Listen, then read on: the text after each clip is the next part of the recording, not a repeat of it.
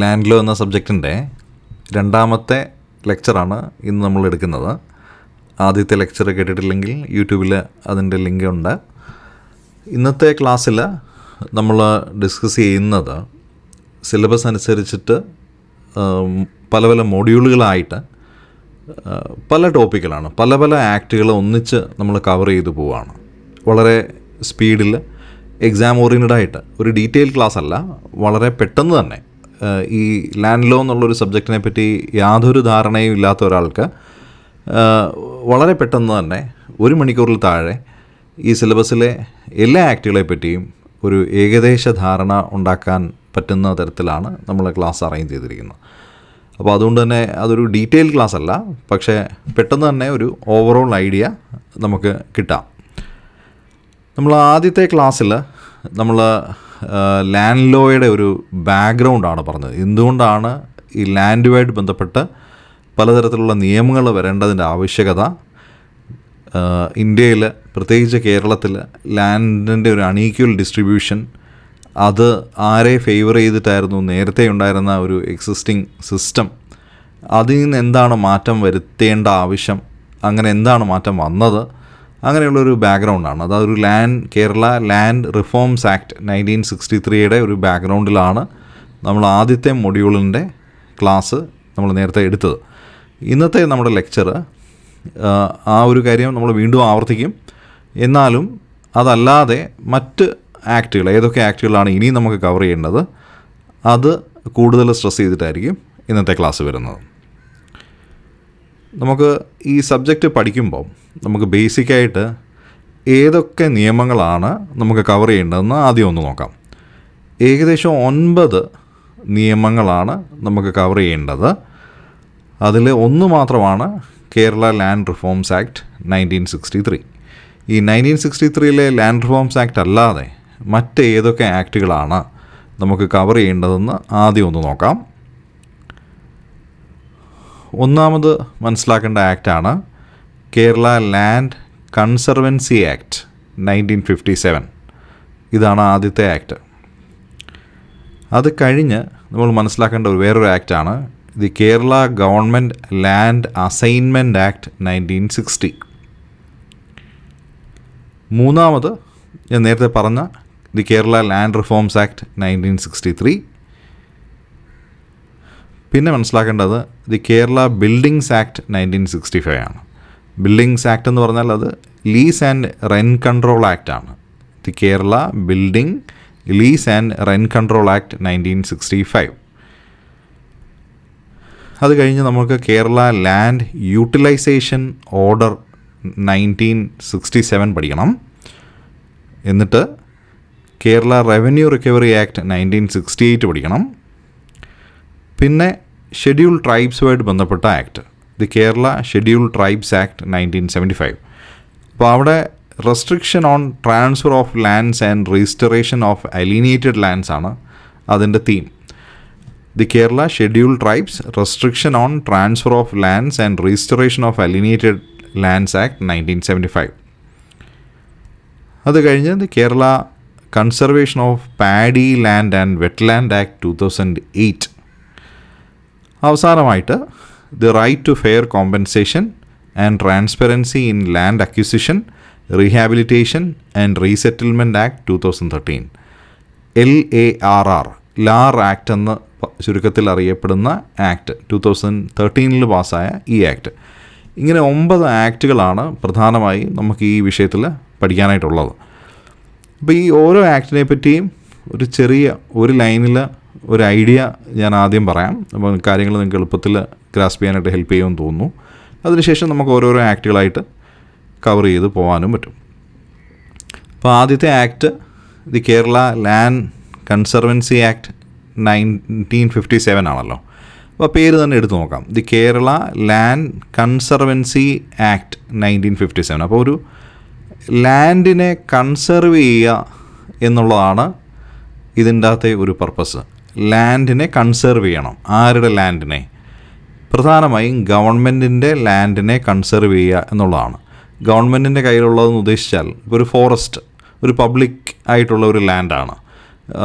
അപ്പോൾ ആ land conserve ചെയ്തില്ലെങ്കിൽ പ്രൈവറ്റ് പാർട്ടീസ് ഈ ലാൻഡിലേക്ക് എൻക്രോച്ച് ചെയ്ത് അത് അവരുടെ ആക്കി മാറ്റി പ്രോസസ്സ് ചെയ്ത് അങ്ങനെ നിലനിർത്താൻ സാധ്യതയുണ്ട്.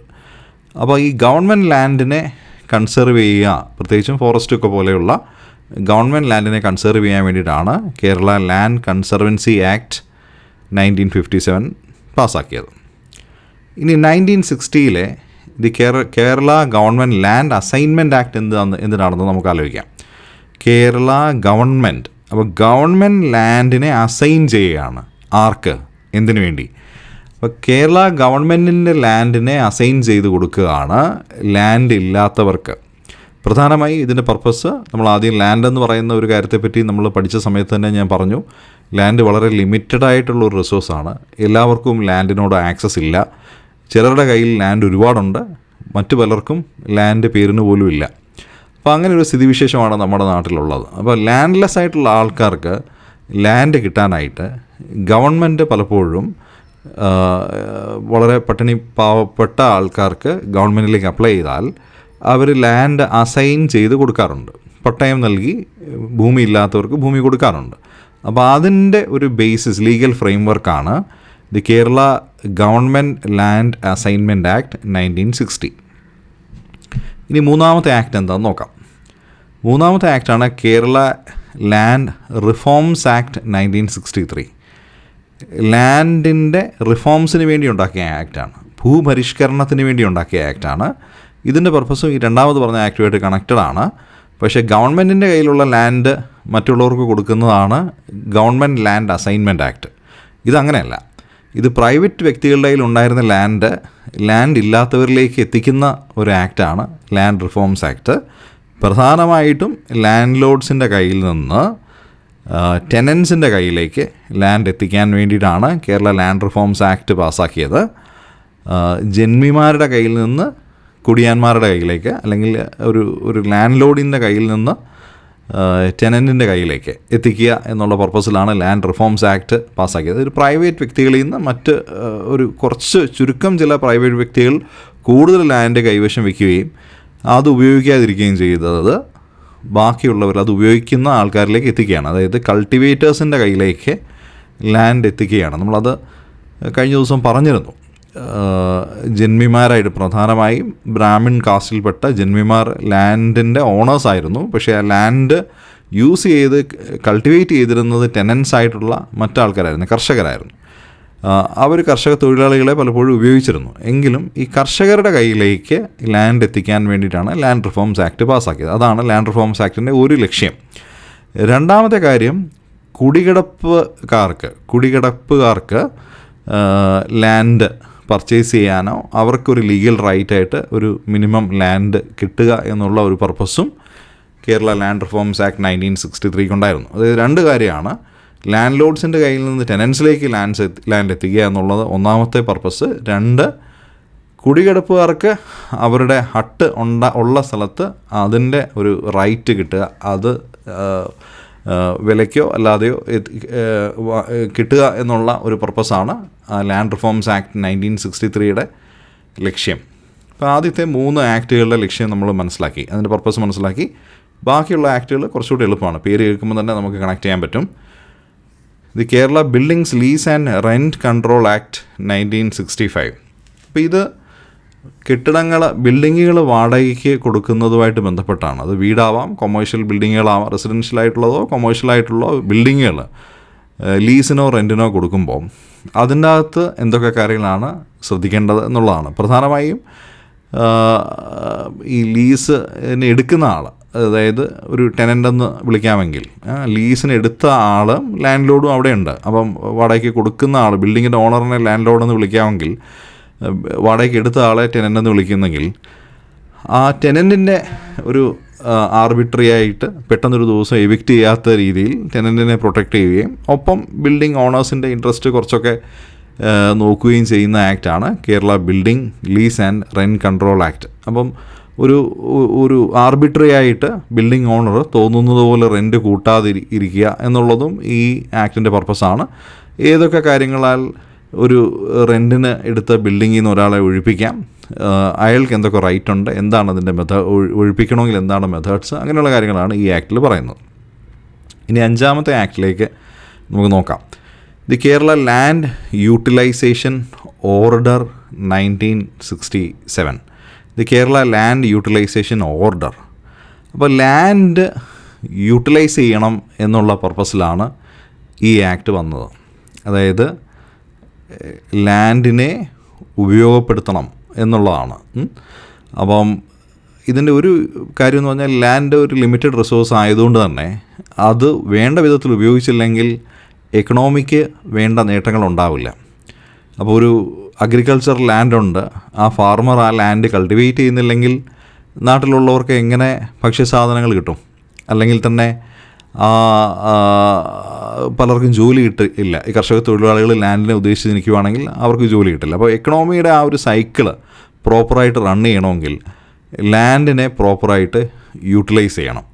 അപ്പോൾ ആ ഒരു പർപ്പസിലാണ് കേരള ലാൻഡ് യൂട്ടിലൈസേഷൻ ഓർഡർ വന്നത്.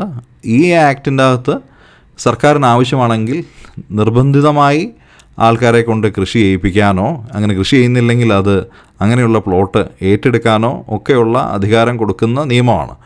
ഒപ്പം കൃഷിഭൂമി മറ്റു പർപ്പസിന് വേണ്ടി താമസിക്കാനോ വ്യവസായ ആവശ്യങ്ങൾക്കോ ട്രേഡോ ബിസിനസ്സോ പോലെയുള്ള കാര്യങ്ങളിലേക്കോ കൺവേർട്ട് ചെയ്യുന്നതിന് റെസ്ട്രിക്ഷൻസും കൊണ്ടുവരുന്ന ആക്റ്റാണ് കേരള ലാൻഡ് യൂട്ടിലൈസേഷൻ ഓർഡർ. അത് ഒരു ആക്ട് അല്ല, അതൊരു ഓർഡറാണ്. 1967 വന്നിട്ടുള്ള ഓർഡറാണ് കേരള ലാൻഡ് യൂട്ടിലൈസേഷൻ ഓർഡർ. അതാണ് ഒരുപാട് കൃഷി ചെയ്യുന്ന ഭൂമി നികത്താനോ മറ്റു കാര്യങ്ങൾക്കോ ഒക്കെ ഒരുപാട് നിയന്ത്രണങ്ങൾ കൊണ്ടുവരുന്ന ഓർഡറാണ് കേരള ലാൻഡ് യൂട്ടിലൈസേഷൻ ഓർഡർ. 6ാമതായിട്ട് നമുക്ക് പഠിക്കാനുള്ളത് റവന്യൂ റിക്കവറി ആക്റ്റാണ്. 1968 റവന്യൂ റിക്കവറി ആക്ട്. ഈ റവന്യൂ റിക്കവറി ആക്ട് എന്താണ്? സർക്കാരിലേക്ക് പല രീതിയിൽ ഫീസോ ടാക്സോ ഒക്കെ അടയ്ക്കാനുള്ളവർ അത് അടയ്ക്കുന്നില്ലെങ്കിൽ, അപ്പം നമുക്ക് ലാൻഡ് ടാക്സ് ഉണ്ട്, പ്രോപ്പർട്ടി ടാക്സ് ഉണ്ട്, അങ്ങനെ പല ടാക്സുകൾ സർക്കാരിൻ്റെ ഭാഗത്തുനിന്ന് വെച്ചിട്ടുണ്ട് സർക്കാരിൻ്റെ വരുമാനത്തിനായിട്ട്. അത് വ്യക്തികൾ അടയ്ക്കുന്നില്ലെങ്കിൽ അത് ഈടാക്കാനായിട്ട് റവന്യൂ റിക്കവറി നടത്താം. അപ്പം ലാൻഡ് കണ്ടുകെട്ടാം, സർക്കാരിന് കണ്ടുകെട്ടാനുള്ള അധികാരം നൽകിക്കൊണ്ടുള്ള ആക്റ്റാണ് റവന്യൂ റിക്കവറി ആക്ട് 1968.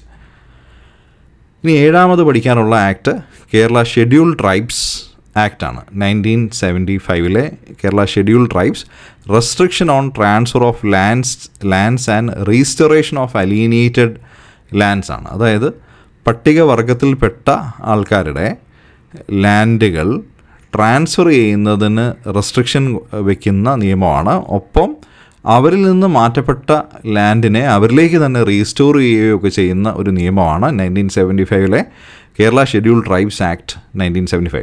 അപ്പോൾ ഇതിൻ്റെ ഒരു പ്രത്യേകത എന്ന് പറഞ്ഞാൽ ഷെഡ്യൂൾ ട്രൈബ് പട്ടികവർഗ വിഭാഗത്തിൽപ്പെട്ട ആൾക്കാരുടെ ലാൻഡ് ആ ഒരു ഷെഡ്യൂൾ ട്രൈബിലുള്ള ആൾക്കാരിലേക്ക് മാത്രമേ കൈമാറ്റം ചെയ്യാൻ പാടുള്ളൂ.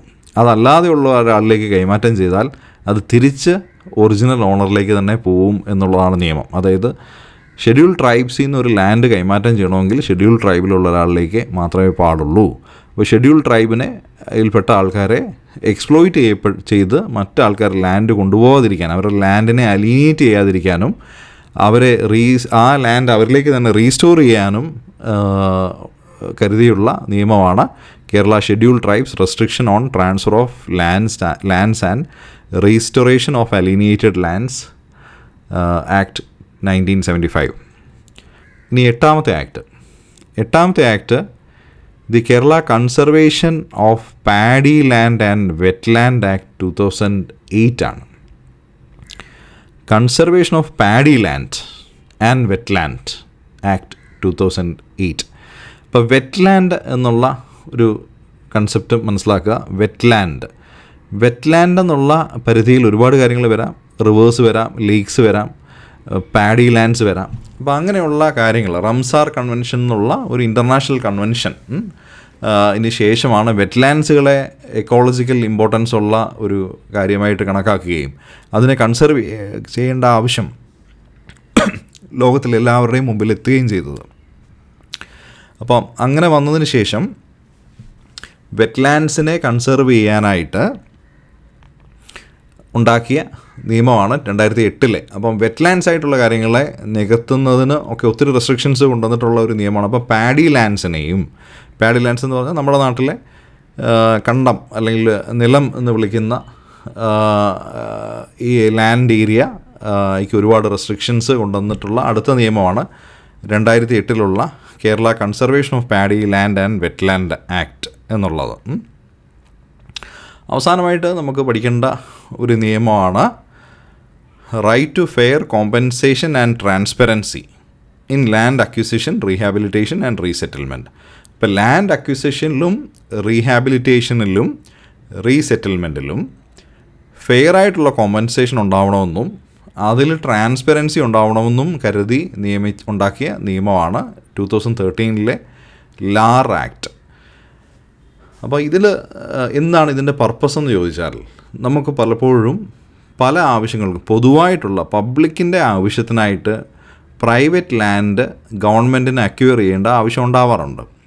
ഒരു റോഡിന് വേണ്ടിയിട്ടോ ഒരു പബ്ലിക്കായിട്ടുള്ള ഒരു ഫാക്ടറികൾക്ക് വേണ്ടിയിട്ടോ റെയിൽവേക്ക് വേണ്ടിയിട്ടോ പല കാര്യത്തിനും ചിലപ്പം പ്രൈവറ്റ് ലാൻഡ് അക്വയർ ചെയ്യേണ്ടതായിട്ട് വരാറുണ്ട്. അപ്പോൾ അങ്ങനെ വരുന്ന സമയത്ത് അത് ട്രാൻസ്പെറൻ്റായിട്ടായിരിക്കണം അക്വയർ ചെയ്യേണ്ടത്. അവിടെ ഫെയർ ആയിട്ടുള്ളൊരു കോമ്പൻസേഷൻ പ്രൈവറ്റ് ഇൻഡിവിജ്വൽസിന് കൊടുക്കണം. ഒപ്പം ആ ലാൻഡ് അക്വിസിഷൻ നടത്തേണ്ടത് എങ്ങനെ, അതിനകത്ത് ആ ലാൻഡ് അക്വിസിഷൻ ബാധിക്കുന്ന ആൾക്കാരെ എങ്ങനെയാണ് റീഹാബിലിറ്റേറ്റ് ചെയ്യേണ്ടത്, അവർക്ക് റീസെറ്റിൽമെൻറ്റ് എങ്ങനെയാണ് കൊടുക്കേണ്ടത്, അങ്ങനെയുള്ള കാര്യങ്ങൾ പറയുന്ന നിയമമാണ് 2013 ഈ right to fair compensation and transparency in land acquisition, rehabilitation and resettlement act 2013. അപ്പോൾ ഇത്രയും ആക്റ്റുകൾ ഏകദേശം ഒരു ധാരണ കിട്ടിയാൽ തന്നെ എനിക്ക് തോന്നുന്നു ഈ പേപ്പറിൻ്റെ ഒരു മേജർ ആസ്പെക്റ്റ് നമുക്ക് മനസ്സിലായി. ആ കൺസെപ്റ്റ് ക്ലിയറായ വളരെ എളുപ്പമാണ്. അപ്പോൾ ആ കൺസെപ്റ്റ് എനിക്ക് തോന്നുന്നു ക്ലിയർ ആക്കാൻ വേണ്ടിയാണ് ഞാൻ ഇത്രയും സമയം ഒരു ഓവറോൾ ഐഡിയയ്ക്ക് വേണ്ടി സ്പെൻഡ് ചെയ്തത്. ഈ ഐഡിയ കിട്ടിയാൽ പിന്നെ ഭയങ്കര എളുപ്പമായി കാര്യങ്ങൾ. നമുക്ക് അടുത്ത കാര്യത്തിലേക്ക് നോക്കാം. നമ്മൾ നേരിട്ട് കയറുന്നത് മോഡ്യൂൾ 2 അതിൻ്റെ കാര്യം മോഡ്യൂൾ 1 ആദ്യത്തെ ക്ലാസ്സിൽ പറഞ്ഞതുകൊണ്ടാണ് മോഡ്യൂൾ 2 കയറുന്നത്. അപ്പോൾ ഈ മോഡ്യൂൾ 2 നമ്മൾ മോഡ്യൂൾ 1 പറ്റി കഴിഞ്ഞ ക്ലാസ്സിലെടുത്ത കുറേ കാര്യങ്ങൾ ആവർത്തിക്കപ്പെടുന്നുണ്ട്. അതുകൊണ്ട് ഞാൻ ഒരുപാട് സമയം മോഡ്യൂൾ 2 വേണ്ടി സ്പെൻഡ് ചെയ്യുന്നില്ല. കാര്യം നമ്മൾ കഴിഞ്ഞ ക്ലാസ്സിൽ ഇതെല്ലാം ഡിസ്കസ് ചെയ്തതാണ്. അപ്പോൾ ഒന്ന് ഓടിച്ച് മാത്രം മോഡ്യൂൾ 2 പറഞ്ഞു പോവാം. മോഡ്യൂൾ 3 മോഡ്യൂൾ 4 നമുക്ക് കുറച്ചും കൂടെ പുതിയ കാര്യങ്ങൾ മനസ്സിലാക്കാനായിട്ട് ഉള്ളത്. ഞാൻ ഒന്നുകൂടെ പറയുകയാണ്, ഇതെല്ലാം ഒരു ജിസ്റ്റ് മാത്രമാണ് നിങ്ങൾക്ക് കിട്ടുക, ഒരു ഓവറോൾ ഐഡിയ. ആ ഐഡിയ കൊണ്ട് തന്നെ കുറേ ആൻസേഴ്സ് നമുക്ക് എക്സാം പെർസ്പെക്റ്റീവിൽ ഇലാബറേറ്റ് ചെയ്ത് എഴുതാൻ പറ്റും. കൺസെപ്ച്വൽ ക്ലാരിറ്റി കിട്ടുക എന്നുള്ളതാണ് നമ്മുടെ ഈ ക്ലാസ്സിൻ്റെ എല്ലാ ലക്ഷ്യം. ഡീറ്റെയിൽഡായിട്ടുള്ള ഓരോരോ കാര്യങ്ങൾ എക്സ്പ്ലെയിൻ ചെയ്യുന്ന ക്ലാസ്സുകളല്ല, ഒരു ട്യൂഷൻ പോലെയുള്ള ഓരോരോ കാര്യങ്ങൾ പറഞ്ഞു പോകുന്നതല്ല. എക്സാമിൻ്റെ പെർസ്പെക്റ്റീവിൽ പെട്ടെന്ന് കാര്യങ്ങൾ ഗ്രാസ്പ് ചെയ്യുക, ഒരു റിവിഷൻ ക്ലാസ് പോലെ കണക്കാക്കിയാൽ മതി. അപ്പോൾ മോഡ്യൂൾ 2 എന്തൊക്കെ കാര്യങ്ങളാണ് നമുക്ക് മനസ്സിലാക്കേണ്ടത്? അതിനകത്ത് ഇത്രയും കാര്യങ്ങളാണ് സിലബസിൽ പറയുന്നത്. ഇപ്പോൾ സിലബസിനെ ഓറിയൻറ്റ് ചെയ്തിട്ടുള്ള ക്ലാസ്സാണ്. സിലബസിൽ പറയുന്ന കാര്യങ്ങൾ കേരള ലാൻഡ് റിഫോംസ് ആക്ടിൻ്റെ ഒരു ഹിസ്റ്റോറിക്കൽ ബാക്ക്ഗ്രൗണ്ട് നമുക്ക് പഠിക്കണം. പിന്നെ മനസ്സിലാക്കേണ്ട ഒരു കൺസെപ്റ്റ് ഫിക്സിറ്റി ഓഫ് ടെന്യൂർ എന്നുള്ള വാക്കാണ്. ഫിക്സിറ്റി ഓഫ് ടെന്യൂർ എന്ന് പറഞ്ഞാൽ എന്താണ്? അടുത്തത് purchase of landlords rights by cultivating tenants. Cultivating tenants land ലോഡിൻ്റെ റൈറ്റുകൾ പർച്ചേസ് ചെയ്യുന്നതിനെ പറ്റിയിട്ട് മനസ്സിലാക്കുക. Vesting of landlords rights in government എന്നുള്ള ആസ്പെക്റ്റ് മനസ്സിലാക്കുക. റൈറ്റ് ടു പർച്ചേസ് കുടികിടപ്പ് മനസ്സിലാക്കുക. Role of land tribunals and land boards. ഇത്രയും കാര്യങ്ങൾ മാത്രമാണ് ഈ മോഡ്യൂൾ 2 പറ്റി സിലബസിൽ പറയുന്ന കീവേഡ്സ്. അപ്പോൾ ഈ ഓരോ കീവേഡ്സും നമുക്കൊന്ന് ഇലാബറേറ്റ് ചെയ്ത് നോക്കാം, എന്തൊക്കെ കാര്യങ്ങളാണ് ഓരോ ഏരിയയിലും പഠിക്കേണ്ടതായിട്ടുള്ളത്. Historical background, fixity of tenure, land ലോഡിലെ റൈറ്റ്സ് കൾട്ടിവേറ്റിംഗ് ടെനൻസ് പർച്ചേസ് ചെയ്യുന്ന കാര്യം, അതുപോലെ ഗവൺമെൻറ്റിലെ ലാൻഡ് ലോഡ്സിൻ്റെ റൈറ്റ്സ് വെസ്റ്റ് ചെയ്യപ്പെടുന്ന കാര്യം, കുടികിടപ്പ് പർച്ചേസ് ചെയ്യുന്ന റൈറ്റിനെ പറ്റിയിട്ടും, ലാൻഡ് ട്രിബ്യൂണലിനെ പറ്റി, ലാൻഡ് ബോർഡിനെ പറ്റി. ഇതിന് എല്ലാത്തിനകത്തൊന്നും ഷോർട്ട് ക്വസ്റ്റ്യന് ഉള്ള ഒരു പോസിബിലിറ്റി ഉള്ള ഏരിയ ആണ്. അപ്പോൾ ആ ഹിസ്റ്റോറിക്കൽ ബാക്ക്ഗ്രൗണ്ട് നമ്മൾ ഇന്നലെ ഡീറ്റെയിൽ ആയിട്ട് പറഞ്ഞു. അതിനകത്ത് നമ്മൾ ലാൻഡ് ഓണർ അല്ലെങ്കിൽ ഒരു ജന്മി എന്നുള്ള ഒരു കൺസെപ്റ്റ് പറഞ്ഞു. അതുപോലെ കർഷകൻ അല്ലെങ്കിൽ പാട്ടക്കാരൻ, ടെനൻറ്റ് എന്താണ് എന്നുള്ളത് പറഞ്ഞു. ഈ ഒരു വ്യത്യാസം ക്ലിയറായിട്ട് മനസ്സിലായാലേ നമുക്ക് ഇനിയും പറയുന്ന കാര്യങ്ങൾ മനസ്സിലാവുള്ളൂ. അപ്പം ജന്മി പലപ്പോഴും കൃഷിഭൂമിയുടെ ഉടമസ്ഥനാണെങ്കിലും അയാൾ കൃഷി ചെയ്യാറില്ല. കൃഷി ചെയ്യുന്നത് കൃഷി പാട്ടത്തിനെടുത്ത കർഷകനായിരിക്കും. അപ്പോൾ ഈ കർഷകനിലേക്ക് ഭൂമി ജന്മിയുടെ കയ്യിൽ നിന്ന് എത്തിക്കുക എന്നുള്ള പർപ്പസിലാണ് ഈ കേരള ലാൻഡ് റിഫോംസ് ആക്ട് പാസ്സാക്കിയതെന്ന് നമ്മൾ ഇന്നലെ ഓൾറെഡി പഠിച്ചു കഴിഞ്ഞു.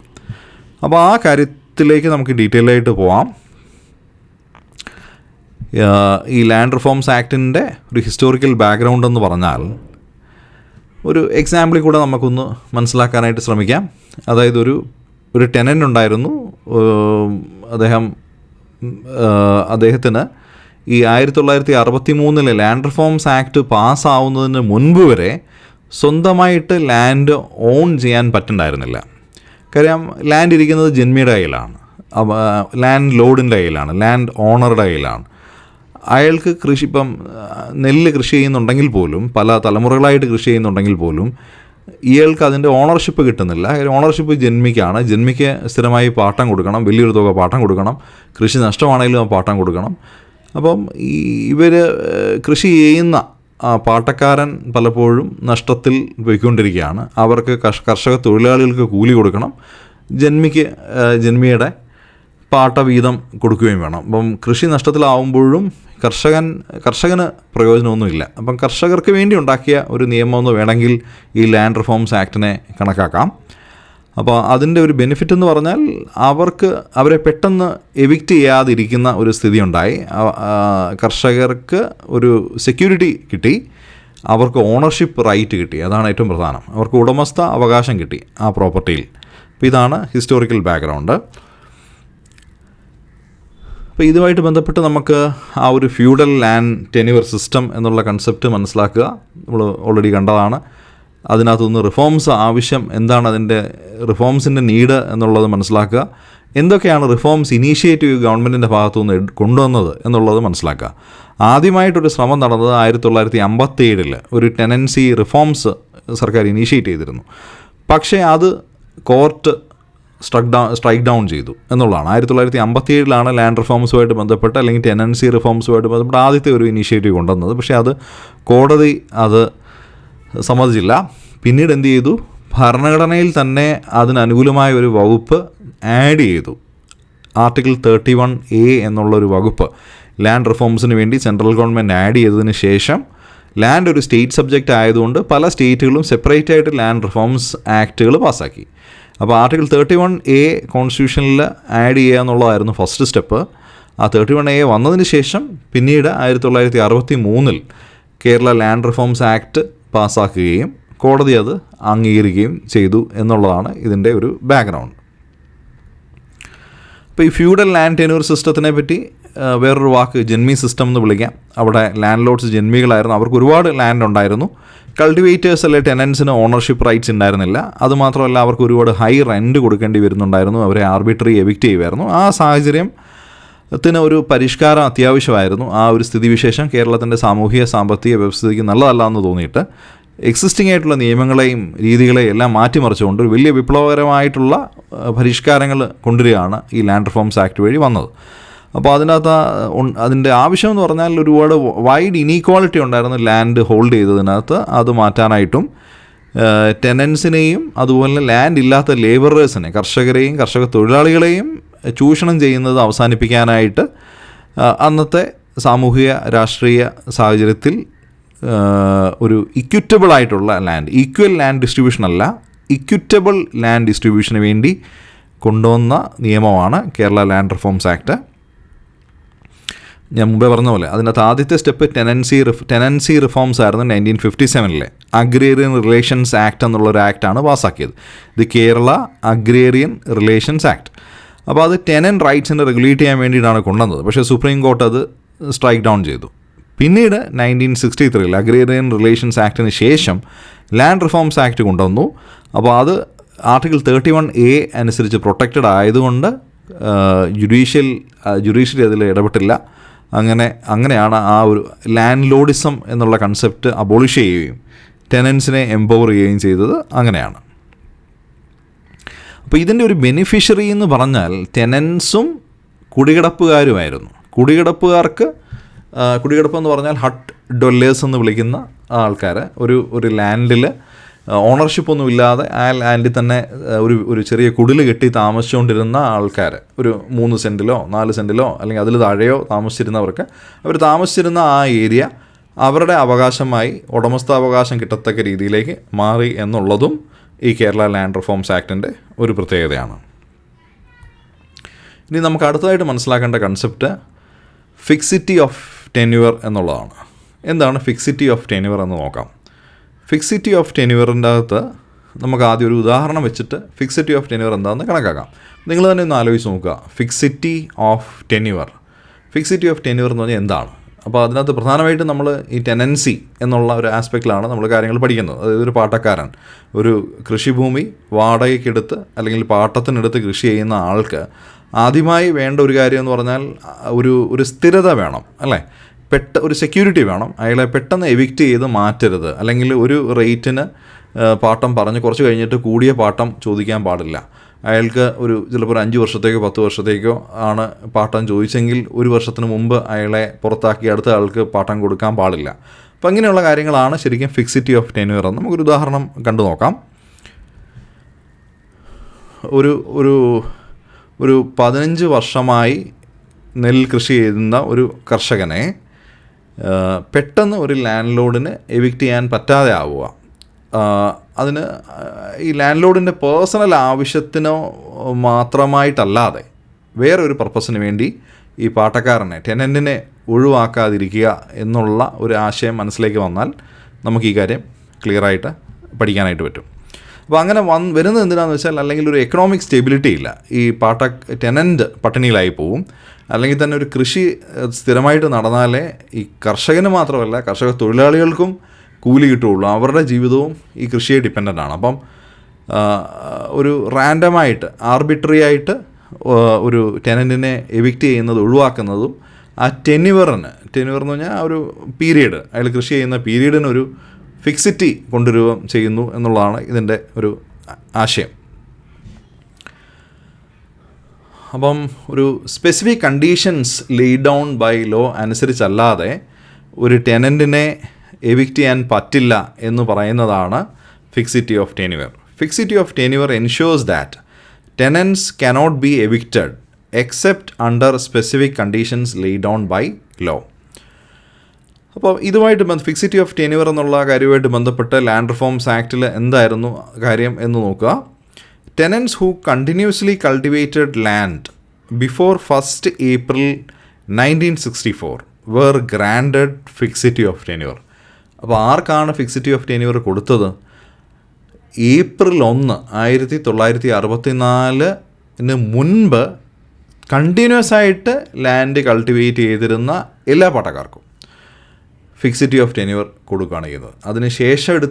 അതിനുശേഷം ശരിക്കും പറഞ്ഞാൽ കൃഷിഭൂമിയുടെ പാട്ടം തന്നെ നിരോധിക്കുകയാണ്. അതായത് ആരാണോ കൃഷി ചെയ്യുന്നവർ അവർ ഉടമസ്ഥരായിട്ട് മാറുകയാണ് ചെയ്യുന്നത്. അപ്പം അതിനുശേഷം ഈ പാട്ടം കൃഷിയുടെ പാട്ടം ഈ ടെനൻസി ഇൻ അഗ്രികൾച്ചർ ലാൻഡ് എന്നുള്ള കൺസെപ്റ്റ് തന്നെ സർക്കാർ എടുത്തു മാറ്റുകയാണ്. ഇൻ്റർമീഡിയറീസിനെ എല്ലാം മാറ്റിയിട്ട് അവരെ ഓണേഴ്സാക്കി ഇൻ്റർമീഡിയറി ആയിട്ട് നിന്നവർ ഓണറായിട്ട് മാറുകയാണ്. അപ്പം ആ ഒരു കാര്യത്തിനകത്ത് April 1, 1964 മുൻപ് ആരൊക്കെ കണ്ടിന്യൂസ് ആയിട്ട് കൃഷി ചെയ്തിരുന്നോ, ആരുടെ കയ്യിലൊക്കെ ആ സമയത്ത് ലാൻഡ് ഉണ്ടോ കർഷകരായിട്ടുള്ളവർക്ക് അവരെ ഉടമസ്ഥരാക്കി മാറ്റുകയാണ്. അവരെ ലാൻഡ് ഓണേഴ്സിന് പേഴ്സണലായിട്ട് ഈ ജന്മിമാർക്ക് പേഴ്സണൽ കൾട്ടിവേഷന് വേണ്ടി ആണെങ്കിലല്ലാതെ, അല്ലെങ്കിൽ നിയമപരമായ ഗ്രൗണ്ട്സിലല്ലാതെ വേറൊരു തരത്തിലും അവരെ എവിക്റ്റ് ചെയ്യാൻ പറ്റില്ല എന്നുള്ളൊരു സ്ഥിതിവിശേഷമാണ് വന്നത്. അപ്പോൾ ഇതിൻ്റെ ബെനിഫിറ്റ് എന്താണെന്ന് നോക്കാം. ഇതിൻ്റെ ബെനിഫിറ്റ് എന്താണെന്ന് പറഞ്ഞാൽ ഈ ടെനൻസിന് അവർ ഓണേഴ്സായിട്ട് മാറുകയും അവർക്കൊരു ഫിക്സിറ്റി ഓഫ് ടെന്യൂർ ഒരു സ്ഥിരത വരികയും ചെയ്തതോടുകൂടി അഗ്രികൾച്ചർ പ്രൊഡക്ടിവിറ്റി കൂടി എന്ന് പറഞ്ഞാൽ അവർക്ക് ധൈര്യമായി കൃഷിക്കകത്ത് ഇൻവെസ്റ്റ് ചെയ്യാം. കൃഷിക്കകത്ത് ഇൻവെസ്റ്റ് ചെയ്താൽ അവരെ ഉടനെ ഇറക്കി വിടാൻ ആരുമില്ല. അപ്പം അവരുടെ ഇൻവെസ്റ്റ്മെൻറ്റിനെ പ്രൊട്ടക്റ്റ് ചെയ്യുകയാണ് ചെയ്യുന്നത്. അവർ വിത്തിനോ പെസ്റ്റിസൈഡിനോ ഏത് കാര്യത്തിനോ അവർ ഇൻവെസ്റ്റ് ചെയ്തിട്ടുണ്ടെങ്കിലും അവർ റാൻഡമായിട്ട് ആർബിട്രറി ആയിട്ട് എവിക്റ്റ് ചെയ്യാത്ത ഒരു സാഹചര്യം ഉള്ളിടത്തോളം തന്നെ അവർ ധൈര്യമായിട്ട് കൂടുതൽ ഇൻവെസ്റ്റ് ചെയ്യും. ആ ഇൻവെസ്റ്റ്മെൻറ്റ് അഗ്രികൾച്ചർ പ്രൊഡക്ടിവിറ്റി കൂട്ടുകയും ചെയ്യും. ആ ടെനൻസ് ആർബിട്രറി എവിക്ഷനിൽ നിന്ന് പ്രൊട്ടക്റ്റ് ചെയ്യുക, ടെനൻസിനെ എംപവർ ചെയ്യുക എന്നുള്ളതെല്ലാം ഇതിൻ്റെ ഒരു ബെനിഫിറ്റാണ്. നമ്മൾ ഇന്നലെ കണ്ടതാണ്. ഇനി അടുത്ത ടോപ്പിക്ക്, സിലബസിൽ പറയുന്ന മൊഡ്യൂൾ 2 അടുത്ത ടോപ്പിക്ക് ഇതാണ്: purchase of landlords rights by cultivating tenants. ഇതെന്താണ്? കൾട്ടിവേറ്റിംഗ് ടെനൻസ്, കൃഷി ചെയ്യുന്ന പാട്ടക്കാർ അല്ലെങ്കിൽ കർഷകർ, അവർക്ക് ലാൻഡ് ലോഡ് എന്ന് പറഞ്ഞാൽ ജന്മി എന്ന് സങ്കല്പിക്കുക. ലാൻഡിൻ്റെ ഓണറുടെ റൈറ്റ് ഈ കൾട്ടിവേറ്റേഴ്സ് പർച്ചേസ് ചെയ്യുകയാണ്. അതുമായിട്ട് ബന്ധപ്പെട്ട് എന്താണ് മനസ്സിലാക്കേണ്ടത്? അപ്പോൾ ഒരു ഉദാഹരണം ആദ്യം നോക്കുക, പിന്നെ നമുക്ക് സിലബസിൽ എന്താണ് ആയിട്ട് കണക്ട് ചെയ്യാനായിട്ട് ശ്രമിക്കുക. ഒരു ഉദാഹരണം ആദ്യം കണ്ടു നോക്കാം. അപ്പോൾ ഒരു 3 ഏക്കർ ലാൻഡ് ഒരു ലാൻഡ് ലോഡിൻ്റെ കയ്യിൽ ഉണ്ടായിരുന്നു എന്ന് വിചാരിക്കുക. ഒരു ടെനൻ്റാണ് കൾട്ടിവേറ്റ് ചെയ്തിരുന്നത്. അത് വളരെ കൺസെഷണലായിട്ടുള്ള റേറ്റിൽ പർച്ചേസ് ചെയ്യാനുള്ള റൈറ്റാണ് ഈ ലാൻഡ് റിഫോംസ് ആക്ട് വഴി കിട്ടിയത്. വളരെ കൺസെഷണലായിട്ടുള്ള റേറ്റിൽ, കാര്യം വലിയ തുക കൊടുത്ത് വാങ്ങിക്കാൻ ഈ കർഷകരുടെ കയ്യിലും ഇല്ല. അപ്പോൾ ഒരു 3 ഏക്കർ ലാൻഡിന് ആകെ 10,000 രൂപ വില വയ്ക്കുക. ആ 10,000 ഒന്നിച്ച് കൊടുക്കുകയും വേണ്ട, ഒരു 10 വർഷത്തെ കാലാവധിയിൽ അത് പേ ചെയ്താൽ മതി.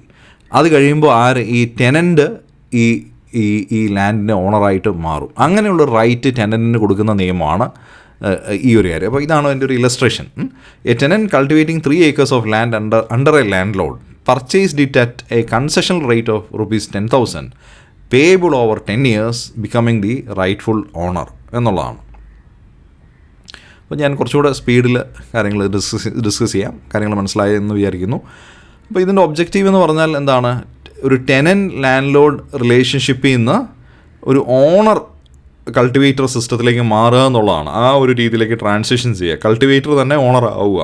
അപ്പോൾ ഒരു ടെനൻറ്റും ലാൻഡ് ലോഡും എന്നുള്ളൊരു കൺസെപ്റ്റേ മാറി. ടെനൻറ്റ് തന്നെയാണ് ലാൻഡ് ലോഡായിട്ട് മാറുന്നത്, അല്ലെങ്കിൽ ഓണർ തന്നെയാണ് കൾട്ടിവേറ്റർ. അതാണ് ഇതിൻ്റെ objective. What are the provisions given? First provision: tenants were granted the right to purchase land they cultivated at concessional rates. കണ്ടു കഴിഞ്ഞു. The purchase price was determined by the land tribunal. നമ്മൾ പുതിയൊരു വാക്ക് പഠിക്കുകയാണ്, land tribunal. അപ്പോൾ ടെനൻസിന് land purchase ചെയ്യാനുള്ള concessional റേറ്റിൽ land purchase ചെയ്യാനുള്ള right കിട്ടി. അവർക്ക് നേരത്തെ ലാൻഡ് പർച്ചേസ് ചെയ്യാനുള്ള റൈറ്റ് ഉണ്ടായിരുന്നില്ല. ഇപ്പോൾ അവർക്ക് റൈറ്റ് കിട്ടി. ഈ ജന്മിമാരുടെ കയ്യിലിരിക്കുന്ന ഭൂമി പർച്ചേസ് ചെയ്യാനുള്ള റൈറ്റ് ഉണ്ട്. അത് കൺസെഷണൽ റേറ്റിൽ പർച്ചേസ് ചെയ്യാമെന്നും റൈറ്റ് വന്നു. ആ പ്രൈസ് തീരുമാനിക്കുന്നത് ലാൻഡ് ട്രിബ്യൂണലാണ്. ആ ലാൻഡ് ട്രിബ്യൂണൽ എന്തൊക്കെ കാര്യങ്ങൾ കൺസിഡർ ചെയ്യും? They will consider the market value. Second, they will consider the historical rent paid by the tenant. അപ്പോൾ ടെനൻറ്റ് കൊടുത്ത ഹിസ്റ്റോറിക്കൽ പ്രൈസും കൺസിഡർ ചെയ്യും. അപ്പോൾ മാർക്കറ്റ് വാല്യൂയും historical rent paid by the ടെനൻറ്റും കൂടെ കൺസിഡർ ചെയ്ത് ലാൻഡ് ട്രിബ്യൂണൽ തീരുമാനിക്കുന്ന ഒരു കൺസെഷണൽ റേറ്റിലാണ് ടെനൻറ്റിന് പർച്ചേസ് ചെയ്യാൻ പറ്റുന്നത്. അതും ഒറ്റ തവണയായിട്ട് കൊടുക്കണമെന്നുമില്ല, ഇൻസ്റ്റാൾമെൻ്റായിട്ട് കൊടുത്ത് ഓണർഷിപ്പ് കിട്ടിയാൽ മതി. അപ്പോൾ ഇങ്ങനെ വന്നപ്പോൾ ഇതിൻ്റെ ഒരു വലിയ ഇമ്പാക്റ്റ് എന്ന് പറഞ്ഞാൽ ഈ transform tenants into landowners. അതുവഴി ഒരുപാട് സോഷ്യലും എക്കണോമിക്കുമായിട്ടുള്ള പലതരത്തിലുള്ള അപ്ലിഫ്റ്റ്മെൻറ്റ് നടക്കുകയും ചെയ്തു എന്നുള്ളതാണ് ഇതിൻ്റെ ഒരു ഇമ്പാക്റ്റായിട്ട് വരുന്നത്. അപ്പോൾ ആ ടോപ്പിക്ക് കവർ ചെയ്തു. നമുക്കിനി അടുത്തതായിട്ട് പഠിക്കേണ്ട ഒരു കീവേഡ് എന്താണെന്ന് നോക്കാം. Vesting of landlords rights in government. അപ്പോൾ മുമ്പ് നമ്മൾ കണ്ടതെന്ന് പറഞ്ഞാൽ ലാൻഡ് ലോഡിൻ്റെ കയ്യിൽ നിന്ന് കൾട്ടിവേറ്റർ ലാൻഡ് പർച്ചേസ് ചെയ്യാനായിട്ട് കൾട്ടിവേറ്റർക്ക് കിട്ടിയ റൈറ്റ് ആയിരുന്നു. ഇനി രണ്ടാമത് നമ്മൾ കാണുന്നതെന്ന് പറഞ്ഞാൽ ലാൻഡ് ലോഡ്സിൻ്റെ റൈറ്റ്സ് ഗവൺമെൻറ്റിലേക്ക് എത്തുകയാണ്. അപ്പോൾ ഗവൺമെൻറ്റും ലാൻഡ് ലോഡും തമ്മിലുള്ള കണക്ഷൻ എന്താണെന്നൊന്ന് ആലോചിച്ച് നോക്കുക. അപ്പോൾ ഇന്നത്തെ ബേസിക്കായിട്ട് ആലോചിക്കേണ്ടതെന്ന് പറഞ്ഞാൽ ലാൻഡ് ലോഡിൻ്റെ കയ്യിൽ കൂടുതൽ സ്വത്തുണ്ടെങ്കിൽ അത് വേണമെങ്കിൽ ഗവൺമെൻറ്റിൽ ഏറ്റെടുക്കാം, അല്ലേ? അപ്പോൾ ആ ഒരു അതുമായിട്ട് ബന്ധപ്പെട്ടൊരു ഇലസ്ട്രേഷൻ നമുക്കൊന്ന് കണ്ടു നോക്കാം. അപ്പം ഈ ലാൻഡ് റിഫോംസ് ആക്ട് വന്നതിന് ശേഷം ഒരു ലാൻഡ് സീലിങ്ങും കൂടെ വരികയാണ്. ഒരു വ്യക്തിക്ക് കൈവശം വയ്ക്കാവുന്ന ലാൻഡിന് പരിധി, ഒരു കുടുംബത്തിന് കൈവശം വയ്ക്കാവുന്ന ലാൻഡിന് പരിധി. അപ്പോൾ അധികമുള്ള സർപ്ലസ് ലാൻഡ് ഗവൺമെൻറ്റിലേക്ക് കൊടുക്കണം എന്നുള്ളതാണ്. ഗവൺമെൻറ് അത് ഏറ്റെടുക്കും. അപ്പോൾ അതാണ് ഇതിനകത്തെ ഒരു ഉദാഹരണമായിട്ട് നമുക്ക് നോക്കാം. A land load owning 50 acres of agricultural land was allowed to retain only 15 acres. അതൊരു ceiling ലിമിറ്റാണ്. while remaining the 35 acres were redistributed to 10 landless families. അപ്പം ഒരു ലാൻഡ് ലോഡിന് 50 ഏക്കർ ഉണ്ടായിരുന്നു, പക്ഷേ അയാൾക്ക് 15 ഏക്കർ മാത്രമാണ് കൈവശം വയ്ക്കാൻ അവകാശം. അപ്പോൾ ബാക്കി 35 ഏക്കർ 10 ഫാമിലിക്കായിട്ട് വീതിച്ചു കൊടുത്തു എന്ന് സങ്കല്പിക്കുക. അതാണ് ഈ vesting of landlords rights in government. Government അത് ഏറ്റെടുത്തിട്ട് ഗവൺമെൻറ് അത് വീതിച്ചു കൊടുക്കണം. ലാൻഡ് ലോഡ്സിൻ്റെ റൈറ്റ്സ് ഗവൺമെൻറ് വിധിച്ചു കൊടുക്കുന്ന ഒരു ആസ്പെക്റ്റാണ്. അപ്പം അതിൻ്റെ പ്രോസസ്സും ബെനിഫിറ്റ്സും നമുക്കൊന്ന് നോക്കാം. Landlords were required to surrender excess land beyond ceiling limits to the government. The government vested ownership of this land and redistributed it to landless individuals and cultivating tenants. അപ്പം excess land surrender ചെയ്യണം land ഗവൺമെൻറ്റിലേക്ക് അത് west ചെയ്യപ്പെട്ട ownership പിന്നീട് government redistribute ചെയ്യുകയാണ്. Land ഇല്ലാത്ത ആൾക്കാർക്കും കൾട്ടിവേറ്റേഴ്സിനുമായിട്ട് redistribute ചെയ്യണം. അപ്പം ദി ബെനിഫിറ്റ്സ് എന്താണ്? ഇതിൻ്റെ ബെനിഫിറ്റ് ഇങ്ങനെ ചെയ്തുകൊണ്ട് എന്താണ് ബെനിഫിറ്റ് വന്നത്? It reduce the concentration of land in the hands of a few. കുറച്ച് ആളുകളുടെ കയ്യിൽ മാത്രമായിട്ട് ലാൻഡ് നിന്നത് മാറുകയും അതിൽ നിന്ന് it empowered landless families and reduced inequality എന്നുള്ളതുമാണ് ഇതിനകത്തുനിന്ന് വന്ന റിസൾട്ട്. ഇതും മനസ്സിലാക്കി എന്ന് വിചാരിക്കുന്നു. അടുത്ത ടോപ്പിക്ക്, ഇനിയിപ്പോൾ മനസ്സിലാക്കേണ്ട ടോപ്പിക്ക് റൈറ്റ് ടു പർച്ചേസ്, കുടികിടപ്പ് എന്നുള്ളതാണ്. കുടികിടപ്പ് പർച്ചേസ് ചെയ്യാനുള്ള റൈറ്റ് ആർക്ക്? കുടികിടപ്പുകാർക്ക് ഹട്ട് ഡൊല്ലേഴ്സിന് അവർ താമസിച്ച സ്ഥലം ഹോം സ്റ്റേ എന്ന് വിളിക്കും. അപ്പോൾ ആ സ്ഥലം പർച്ചേസ് ചെയ്യാനുള്ള റൈറ്റ് എന്താണ് എന്നുള്ളതാണ്. അതിൻ്റെ ഒരു ഇല്ലസ്ട്രേഷൻ ഒന്ന് ആലോചിച്ച് നോക്കുക. ലാൻഡ് റിഫോംസ് ആക്ടുമായിട്ട് തന്നെ കണക്ട് ചെയ്ത് ആലോചിക്കണം. കുടികിടപ്പുകാർക്ക് അവർ താമസിച്ച സ്ഥലം പർച്ചേസ് ചെയ്യാനുള്ള റൈറ്റ്. ഒരു എക്സാമ്പിൾ നമുക്ക് ആലോചിക്കാം. ഒരു ലേബറർ ഉണ്ടെന്ന് വിചാരിക്കും, ഒരു ഫാം ലേബറർ, കർഷക തൊഴിലാളി. A farm labourer living in a hut on the landlord's land for 20 years. ഒരു 20 വർഷമായിട്ട് ഒരു ലാൻഡ് ലോഡിൻ്റെ സ്ഥലത്തായിരുന്നു അയാൾ താമസിച്ചിരുന്നത്, 20 വർഷമായിട്ട്. അപ്പോൾ അയാൾക്ക് എന്ത് ചെയ്യാൻ പറ്റും? ഒരു 5 സെൻറ്റ് പർച്ചേസ് ചെയ്യാം കുടികിടപ്പിൻ്റെ പ്രൊവിഷൻ അനുസരിച്ച് കൺസെഷൻ റേറ്റിൽ. എന്നിട്ട് ആ സ്ഥലത്ത് തന്നെ അയാൾക്ക് പെർമനൻ്റായിട്ട് വീട് വയ്ക്കാൻ ഉള്ള അവകാശമാണ് കിട്ടിയത്. അപ്പം ഈ ലാൻഡ് റിഫോംസ് വഴി 2 കൂട്ടർക്കാണ് ബെനിഫിറ്റ് വന്നത്. ആദ്യത്തെ കൂട്ടർ എന്ന് പറഞ്ഞാൽ ടെനൻ്റാണ്, കർഷകർക്കാണ് ബെനിഫിറ്റ് കിട്ടിയത്. കർഷകർ അവർ കൃഷി ചെയ്യുന്ന ഭൂമിയൊക്കെ ഓണേഴ്സായിട്ട് മാറി. അപ്പം കൺസെഷൻ റേറ്റിൽ അവർക്കത് പർച്ചേസ് ചെയ്യാനുള്ള റൈറ്റ് വന്നു, അവരത് ഓണേഴ്സായി. അപ്പോൾ ഒരു 15 ഏക്കർ വരെയോ ഒക്കെ ഒരു കർഷകന് സ്ഥിരമായിട്ട് പാട്ടത്തിനെടുത്ത് ചെയ്തിരുന്ന ആൾക്ക് 15 ഏക്കർ വരെ കിട്ടി. അതാണ് ഒരു വശം. ഇനി രണ്ടാമത് കർഷക തൊഴിലാളികൾക്ക് എന്താണ് ബെനിഫിറ്റ് കിട്ടിയത്? കർഷക തൊഴിലാളികൾ അവർ താമസിച്ചിരുന്ന ഒരു പ്ലോട്ട്, പലപ്പോഴും ഒരു 3 സെൻറ്റോ 5 സെൻറ്റോ ഒക്കെ ഒരു പ്ലോട്ടിലായിരിക്കും താമസിച്ചിരുന്നത്. ആ പ്ലോട്ട് അവർക്ക് കൺസെഷൻ റേറ്റിൽ വാങ്ങിച്ച് താമസിക്കാനുള്ള റൈറ്റ് അവർ കുടികിടപ്പുകാർക്കും കിട്ടുന്നതാണ്. അപ്പോൾ അവരെ എവിക്റ്റ് ചെയ്യപ്പെടാതിരിക്കണം. അപ്പോൾ കർഷക തൊഴിലാളികളെയും പ്രൊട്ടക്റ്റ് ചെയ്യപ്പെടുന്ന ഒരു രീതിയിലേക്ക് വന്നു എന്ന് മനസ്സിലാക്കുക. അപ്പോൾ അതാണ് റൈറ്റ് ടു പർച്ചേസ്, കുടികിടപ്പ്. അപ്പോൾ അതിലേക്ക് നമുക്ക് കുറച്ചും കൂടി ഡീറ്റെയിൽ ആയിട്ടൊന്ന് നോക്കാം. അപ്പം കുടികിടപ്പുകാർ എന്നുള്ളതിൻ്റെ ഒരു ഡെഫിനിഷനൊക്കെ ഡീറ്റെയിൽ ആയിട്ട് പഠിക്കാനുണ്ട്. ഞാൻ അതിൻ്റെ ഒത്തിരി ഡെപ്തിലേക്കൊന്നും പോകുന്നില്ല, ഇതൊരു റിവിഷൻ പോലെ മനസ്സിലാക്കിയാൽ മതി. അപ്പം കുടികിടപ്പുകാരെന്ന് പറഞ്ഞാൽ കുടികിടപ്പുകാർ are hut dwellers who reside on land owned by others. അവർക്ക് ഓണർഷിപ്പ് തുടക്കത്തിൽ ഉണ്ടായിരുന്നില്ല, ഈ ലാൻഡ് റിഫോംസ് ആക്ട് വരുന്നവരെ ഉണ്ടായിരുന്നില്ല. മറ്റ് ആൾക്കാരുടെ ലാൻഡിലായിരുന്നു അവർ താമസിച്ചിരുന്നത്. അപ്പം അവർക്ക് ഈ ലാൻഡ് റിഫോംസ് ആക്ട് അനുസരിച്ച് കൊണ്ടുവന്ന പ്രൊവിഷൻസ് എന്താണെന്ന് നോക്കാം. കുടികിടപ്പുകാർ were granted the right to purchase the land they occupied. അവർ ഒക്യുപ്പൈ ചെയ്തിരുന്ന ലാൻഡ്, പൊസസ് ചെയ്തിരുന്ന ലാൻഡ് പർച്ചേസ് ചെയ്യാനുള്ള ഒരു റൈറ്റ് അവർക്ക് കിട്ടുകയാണ്. അവർക്കും റൈറ്റ് ആണ്, അവർ ഓണേഴ്സാണ്. അപ്പോൾ നമ്മൾ ഹിസ്റ്ററി പഠിക്കുമ്പോൾ മനസ്സിലാക്കേണ്ട ഒരു കാര്യം എന്ന് പറഞ്ഞാൽ ആദ്യകാലത്ത് പലർക്കും ലാൻഡ് ഓൺ ചെയ്യാനുള്ള റൈറ്റേ ഇല്ലായിരുന്നു എന്നുള്ളതാണ്. അതുകൊണ്ടാണ് ചില ആൾക്കാരിലേക്ക് മാത്രമായിട്ട് ലാൻഡ് നിൽക്കുകയാണ്. അപ്പോൾ ഈ റിഫോംസ് വന്നതിന് ശേഷം വന്ന ഒരു പ്രത്യേകത എന്ന് പറഞ്ഞാൽ ടെനൻസിന് ലാൻഡ് പർച്ചേസ് ചെയ്യാനുള്ള റൈറ്റ്, കുടികിടപ്പുകാർക്ക് ലാൻഡ് പർച്ചേസ് ചെയ്യാനുള്ള റൈറ്റ്, അങ്ങനെ എല്ലാ ആൾക്കാർക്കും ലാൻഡ് ഓൺ ചെയ്യാൻ, പ്രൈവറ്റ് ഇൻഡിവിജ്വൽസിന് എല്ലാവർക്കും ലാൻഡ് ഓൺ ചെയ്യാനുള്ള റൈറ്റും അത് കൺസെഷൻ റേറ്റിൽ അത് ഓൺ ചെയ്യാനുള്ള ഒരു പ്രൊവിഷൻസുമാണ് വരുന്നത്. അപ്പോൾ ഫസ്റ്റ് പ്രൊവിഷൻ, കുടികിടപ്പുകാർസ് were granted the right to purchase the land they occupied. അതാണ് ഫസ്റ്റ് പോയിന്റ്. സെക്കൻഡ് ആസ്പെക്ട് എന്ന് പറഞ്ഞാൽ the purchase price was nominal and determined by the land tribunal. ഇവിടെയും ഈ പ്രൈസ് ഡിറ്റർമിൻ ചെയ്യുന്ന ആരാണ്? ലാൻഡ് ട്രിബ്യൂണലാണ്. അപ്പോൾ ലാൻഡ് ട്രിബ്യൂണൽ വളരെ ചെറിയ ഒരു നോമിനൽ പ്രൈസ് മാത്രം വാങ്ങിയിട്ട് നിശ്ചയിച്ചിട്ട് ഈ ലാൻഡ് ഓണറുടെ കയ്യിൽ നിന്ന് കുടികിടപ്പുകാർക്ക് ഈ ലാൻഡ് വാങ്ങിക്കാനുള്ള ഒരു കാര്യം കൊടുക്കുകയാണ്. അതുപോലെ തന്നെ എവിക്ഷൻ ഓഫ് കുടികിടപ്പുകാർ വേർ പ്രൊഹിബിറ്റഡ്. കുടികിടപ്പുകാരെ എവിക്റ്റ് ചെയ്യുക, ഒഴിപ്പിക്കാൻ ആയിട്ടുള്ള കാര്യങ്ങളെല്ലാം തടഞ്ഞിരിക്കുകയാണ്. അല്ലെങ്കിൽ എന്ത് ചെയ്യണം? ഈ ലാൻഡ് ഓണർ വേറെ ഒരു ആൾട്ടർനേറ്റ് ഹൗസിങ്ങോ ലാൻഡോ കൊടുക്കണം. അതായത് ഈ ലാൻഡ് ഓണറുടെ പ്രോപ്പർട്ടിയിൽ കുടികിടപ്പുകാരുണ്ടെന്ന് വിചാരിക്കുക, അവർക്ക് ആ ലാൻഡ് പർച്ചേസ് ചെയ്യാനുള്ള റൈറ്റ് ഉണ്ട്, അവരെ ഒഴിപ്പിക്കാൻ പറ്റില്ല. അപ്പോൾ ഒഴിപ്പിക്കണമെങ്കിൽ എന്ത് ചെയ്യണം? വേറെ ഏതെങ്കിലും സ്ഥലത്ത് തുല്യമായ ഒരു ലാൻഡ് അല്ലെങ്കിൽ സ്ഥലമോ കൊടുത്തിട്ട് മാത്രമേ ഒഴിപ്പിക്കാൻ പറ്റൂ. അതായത് സ്ഥലം കൊടുക്കാതെ ഒഴിപ്പിക്കുന്നത് പൂർണ്ണമായും നിരോധിച്ചു എന്നുള്ളതാണ് ഈ ലാൻഡ് റിഫോംസ് ആക്ടിൻ്റെ ഒരു കാര്യം. അപ്പോൾ ഇതിൻ്റെ ഒരു ഇമ്പാക്റ്റ് എന്ന് പറഞ്ഞാൽ എക്കണോമിക്കലി വീക്കറായിട്ടുള്ള സെക്ഷൻസ്, അതായത് ലേബറേഴ്സായിട്ടുള്ള കർഷക തൊഴിലാളികളായിട്ടുള്ള ആൾക്കാർക്ക് എൻഹാൻസ്ഡ് ആയിട്ടുള്ള ഹൗസിംഗ് സെക്യൂരിറ്റി കിട്ടി എന്നുള്ളതാണ് ഇതിൻ്റെ അടുത്ത ഒരു വശം.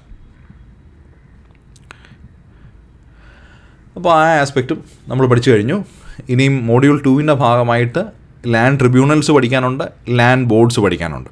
അപ്പോൾ ലാൻഡ് ട്രിബ്യൂണൽസിനെ പറ്റി നമ്മൾ ഓൾറെഡി തന്നെ ചില കാര്യങ്ങൾ കണ്ടു. അതിനകത്ത് ഒരു കാര്യം നമ്മൾ കണ്ടു കഴിഞ്ഞു. എന്താണ്?